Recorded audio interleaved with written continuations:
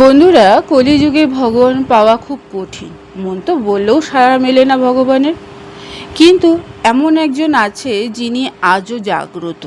বিপদে পড়লে তাকে ডাকা হয় এবং সঙ্গে সঙ্গেই তিনি ছুটে আসেন। তিনি হলেন পবনপুত্র বজরংবলী। ত্রেতা যুগে সেই রাম ভক্তই কলিযুগের সবচেয়ে শক্তিশালী দেবতা। কেন জানো? শাস্ত্রে বলেছে এমন 10টি গোপন শক্তি তাকে করে রেখেছে সবার থেকে সেরা, আলাদা। এবং বিপদে পড়লে বাঙালি থেকে বিহারি সবার মুখে একটাই নাম, জয় বজরংবলী। কিন্তু কেন জানো? কি আছে এর পেছনে কারণ? কোন গোপন শক্তি লুকিয়ে আছে যার জন্য তাকে কলিযুগের শ্রেষ্ঠ দেবতা বলা হয়? সেটাই আজকের পর্বে তোমরা জানতে পারবে। নমস্কার বন্ধুরা, জ্যোৎস্নার ইতিকথায় আইটি নতুন পর্বে তোমাদের সকলকে স্বাগত জানাই। বন্ধুরা, আজকের পর্বটি যদি তোমাদের ভালো লাগে তাহলে অবশ্যই শেয়ার করে দেবে, লাইক করে দেবে এবং পরবর্তী ভিডিও পাওয়ার জন্য পাশে বেল আইকনটি অবশ্যই প্রেস করে রাখবে। বন্ধুরা, কলিযুগে হনুমানকে সবচেয়ে শক্তিশালী করে রেখেছে যে 10টি গোপন শক্তি, সেগুলি হলো প্রথমটি চিরঞ্জীবী বর, যেটা মা সীতার আশীর্বাদে হনুমান অমর হয়েছিলেন। ত্রেতা দাপর পেরিয়ে কলিযুগেও তিনি সশরীরে আছেন, তাই ভক্তের ডাক শোনেন সরাসরি।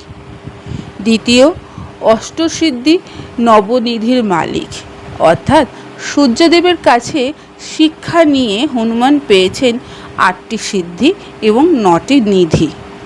ইচ্ছে মতো ছোট বড় হতে পারেন, ভারী হালকাও হতে পারেন। এটাই তার অলৌকিক শক্তির উৎস।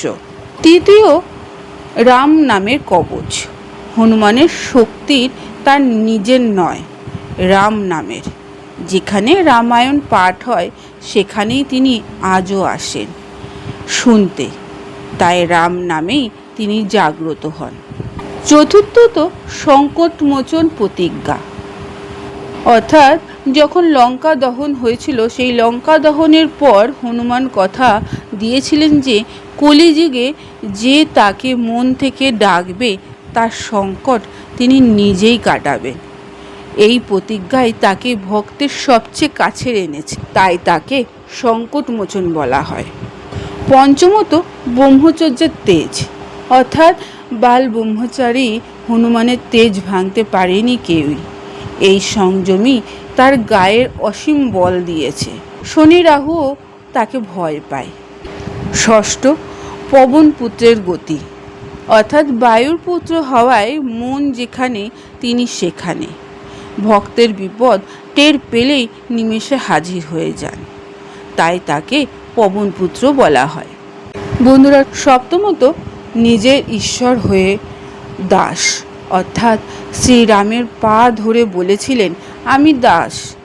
এই বিনয়ই তাকে সব দেবতার উপরে জায়গা দিয়েছে। অহংকার নেই, তাই শক্তি অফুরন। অষ্টমত, সিঁদুরের রহস্য, অর্থাৎ মা সীতাকে সিঁথিতে সিঁদুর পরতে দেখে হনুমান সারা গায়ে সিঁদুর মেখেছিলেন রামের দীর্ঘায়ুর চেয়ে। সেই ভক্তিতেই তিনি সিঁদুর প্রিয়। সিঁদুর দিলেই তিনি তুষ্ট হয়ে যান। নবম, কলিযুগের রক্ষক। শাস্ত্রমতে কলিতে ধর্ম যখন তলানিতে পৌঁছেছে তখন হনুমানই ধর্মের শেষ ভরসা, তাই মন্দিরে মন্দিরে তিনি প্রধান হয়ে রয়েছে। দশমত, নামেই মুক্তি, অর্থাৎ সংকট কটে মিটে সবে পীড়া, যো সুমিরে হনুমত বলবীরা। তুলসীদাস লিখে গেছেন শুধু নাম নিলেই কাজ হয়, মন্ত্রতন্ত্র লাগে না। এই সহজলভ্যতায় তাকে ঘরের দেবতা করেছে। এই 10টি কারণেই বন্ধুরা বজরংবলী আজও কলিযুগে শ্রেষ্ঠ দেবতা। দুঃখ পেলে, ভয় পেলে একবার মন থেকে বলুন জয় হনুমান জ্ঞান গুণ সাগর, দেখবেন সংকট নিমেষেই কেটে যাবে। বন্ধুরা, আজকের পর্বটি এখানেই শেষ করলাম। এতক্ষণ আমার ভিডিওটি দেখার জন্য ও শোনার জন্য তোমাদের অসংখ্য ধন্যবাদ।